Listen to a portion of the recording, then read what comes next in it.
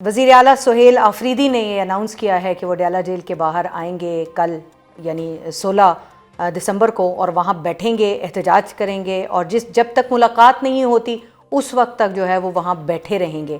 تو آپ کو کیا لگتا ہے کہ یہ پارٹی کا فیصلہ ہے یا یہ سہیل آفریدی صاحب کا ذاتی فیصلہ ہے؟ دیکھیں، منگل والے دن بہنیں آتی ہیں، بہنوں کا حق ہے کہ ان کی ملاقات ہو، خاندان کی ملاقات کا، وکلاء کی ملاقات کا یہ دن ہوتا ہے، تو ہم آتے ہیں ہر منگل وہاں پہ، ہم بیٹھتے ہیں، بہنوں کا ساتھ دیتے ہیں، تو جو بھی ساتھ دینا چاہے بڑے پرامن طریقے سے ہم وہاں بیٹھتے ہیں، نظم کے ساتھ۔ تشدد جو ہے وہ ریاست کی جانب سے ہوتا ہے جب بھی ہوتا ہے، تو کوئی بھی آئے، ہر پاکستانی آزاد ہے، کہیں بھی آ کے آپ کھڑے ہو سکتے ہیں ایک منظم طریقے سے، تو اس میں کوئی اتنی بڑی بات نہیں ہے۔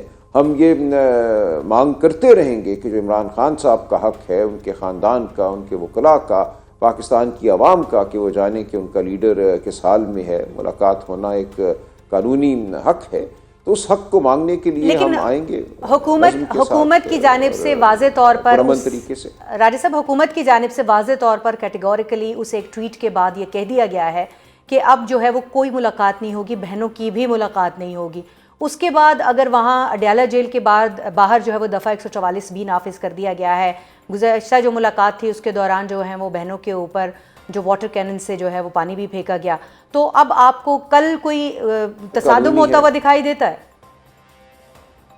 نہیں، ہماری طرف سے تو نہیں ہوگا، کوئی تصادم نہیں ہوتا۔ ہم ہر ہفتے وہاں آتے ہیں اور بڑے سکون سے پرامن طریقے سے بیٹھتے ہیں، تو یہ تو ایک غیر آئینی عمل ہے نا۔ 144 کیا ہے؟ یہ ایک انگریز کے دور کی ایک سیاہ قانون ہے اس دور کا، کہ جب دل کرے آپ لوگوں کی بات کرنے، کھڑے ہونے کے حق کو سلب کر دو۔ ایک طرف بنیادی حقوق ہیں آئین میں جو کہتے ہیں کہ کھڑا ہونا، دھرتی پہ چلنا، آواز بلند کرنا ہر انسان کا بنیادی حق ہے، اور ایک طرف آپ کہتے ہیں ڈپٹی کمشنر کو اختیار ہے کہ وہ آپ کی زبان بند کر دے، آپ کے پاؤں توڑ دے، آپ کو کھڑا ہونے سے روک دے۔ تو یہ ایک غیر آئینی چیز ہے جو ہر قسم کے انسانی حقوق کے خلاف ہے۔ تو ریاست اگر سہارا لینا چاہتی ہے، تشدد کرنا چاہتی ہے، تو یہ ریاست کی ناکامی ہوگی، ہماری نہیں۔ لیکن ابھی ایک اور جو اعلان جو ہے وہ سہیل آفریدی صاحب کی جانب سے کیا گیا ہے کہ وہ کہہ رہے ہیں کہ ڈی چوک آئیں گے، آزادی لے کر جائیں گے یا پھر کفن میں لپٹ کر واپس جائیں گے، تو اتنا بڑا بیان ان کی جانب سے سامنے آیا، تو کیا پارٹی نے فیصلہ کر لیا ہے کہ اب وہ ڈی چوک آ رہے ہیں اور کب آئیں گے؟ نہیں، ایسا کوئی فیصلہ نہیں ہوا۔ دیکھیے، انہوں نے یہ نہیں کہا کہ ہم آ رہے ہیں، انہوں نے یہ کہا ہے کہ ہمیں اس حد تک مت لے کر جاؤ کہ ہمیں ایسے فیصلے کرنا پڑیں۔ اس کا کوئی فیصلہ نہیں ہے، اس وقت کوئی تاریخ نہیں ہے، لیکن یہ ایک اظہار ہے اپنے حق کے حوالے سے کہ ایک ہمارا حق ہے کہ اس ملک میں آزادی ہو، اس ملک میں آئین اور قانون کی بالادستی ہو۔ صرف انہوں نے اپنے ایک حق کا اظہار کیا ہے، اس میں کوئی انہوں نے ڈیڈ لائن نہیں دی۔ ہمارے ہی شو میں عامر ڈوگر صاحب یہ بات کہہ گئے ہیں کہ جو سیاسی کمیٹی ہے وہ آپ کے کہنے کے اوپر تحلیل کی گئی تھی، تو کیا واقعی ایسا ہے اور اس کی وجوہات کیا تھی؟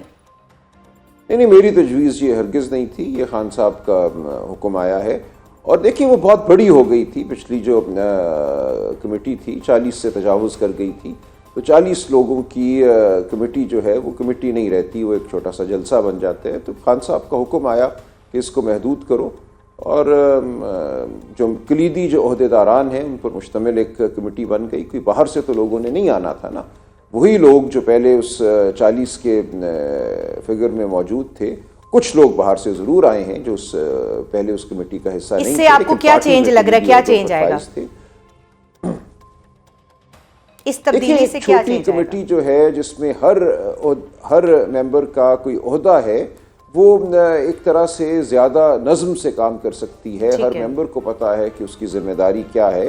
اس میں جو ہمارے 4 صوبائی عہدیداران ہیں، صدر، چیف آرگنائزر، اسی طرح جی بی اور اے جے کے جو صدور ہیں وہ موجود ہیں، پارلیمانی لیڈر موجود ہیں، تو ہر ایک کا ایک رول ہے، ایک فنکشن ہے، تاکہ جو بھی فیصلہ ہو، جو بھی بات ہو، اس پہ عمل درآمد جو ہے وہ کرایا جا سکے۔ تو ٹھیک ہے، اس میں کوئی اتنی بڑی بات نہیں ہے۔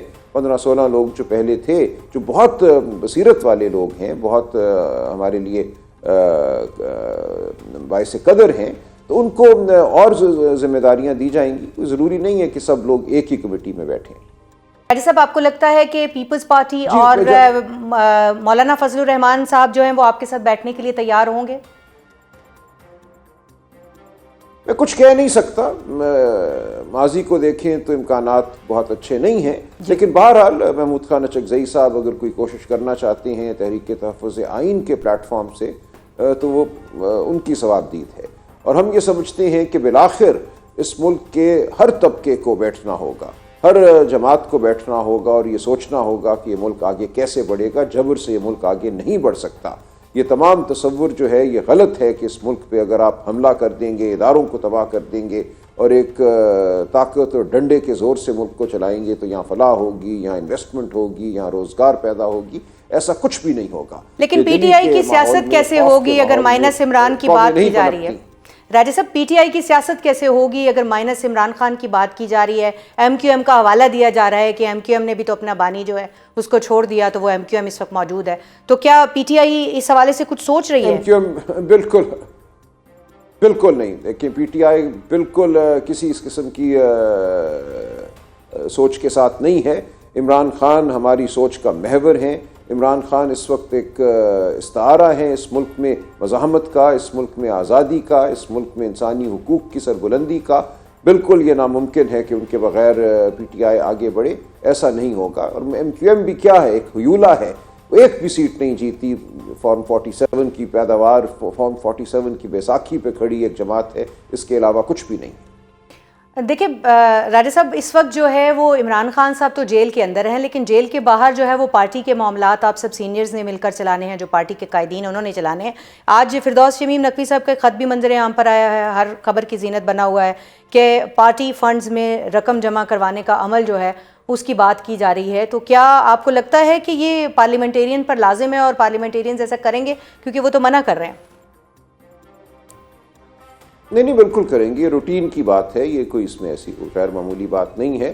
ہر پارٹی کو اپنے پارلیمنٹیرین سے، اپنے ٹکٹ ہولڈر سے، اپنے ممبران سے فنڈ ریزنگ کا حق حاصل ہے اور ان کا فرض ہے کہ وہ اپنی پارٹی کو فنڈز مہیا کریں۔ ظاہر ہے کہ ایک جماعت کے وجود کے لیے ضروری ہوتا ہے کچھ نہ کچھ رقم کا۔ لیکن اس وقت مالیاتی بحران تحریک انصاف کے اندر موجود ہے، اس بات کی آپ تصدیق یا تردید کرنا چاہیں گے؟ نہیں، بحران کوئی نہیں ہے، پیسے جو ہیں روٹین کا عمل ہے، روٹین کی فنڈ ریزنگ ہے، یہ ہر چند مہینوں بعد ہوتی ہے۔